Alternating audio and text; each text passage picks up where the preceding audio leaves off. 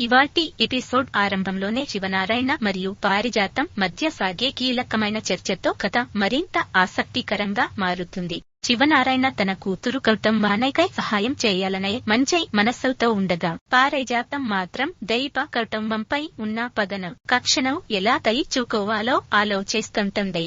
వారై బలాన్నై తగ్గించాలంటే ముందుగా వారై చుట్టూ ఉన్న మద్దతును దూరం చేయాలనే శివనారాయణ వ్యూహం రచిస్తాడు.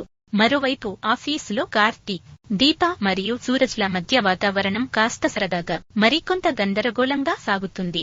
ఆఫీసులో జ్యోత్స్నతో సూరజ్ తరచూ గొడవపడుతూనే ఆమెపై తన ఇష్టాన్ని, ప్రేమను వ్యక్తపరుస్తూ ఉంటాడు. అయితే జ్యోత్స్న మాత్రం అతడిని ఏమాత్రం పట్టించుకోకుండా చాలా కోపంగా, గర్వంగా ప్రవర్తిస్తుంది.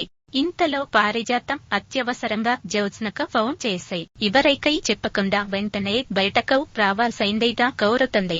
ఎవరికైనా చెబితే అడ్డుకుంటారనే ఉద్దేశంతో జ్యోత్స్న తన మొబైల్ ఫోన్ ను కూడా ఆఫీసులోనే టేబుల్ పై వదిలేసి పారిజాతం వద్దకు వెళ్తుంది.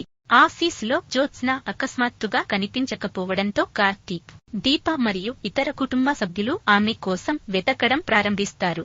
జ్యోత్స్న మొబైల్ అక్కడే ఉండడం, ఎవరికై చెప్పకుండా వెళ్లడంతో అందరిలోనూ ఆందోళన పెరుగుతుంది.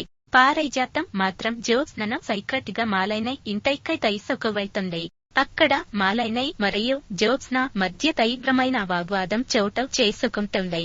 పారిజాతం జ్యోత్స్నను ఆమె మేనత్త ఇంటికి తీసుకువచ్చే కుటుంబ బంధాల గురించి, పెళ్లి సంబంధాల గురించి మాట్లాడాలని